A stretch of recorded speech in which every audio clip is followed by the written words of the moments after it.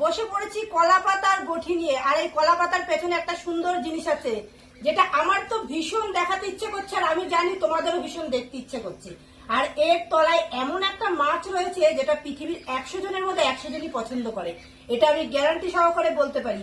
তো চলো বেশি কথা না বলে দেখিয়ে দেওয়া যাক কি মাছ রয়েছে। এই দেখো, আমি মাছটার আঁশ ছাড়িয়ে নিয়েছি একেবারে। ঘরে বসে কুটবো, যেহেতু বাইরে প্রচন্ড বৃষ্টি হচ্ছে গো, তাই জন্য।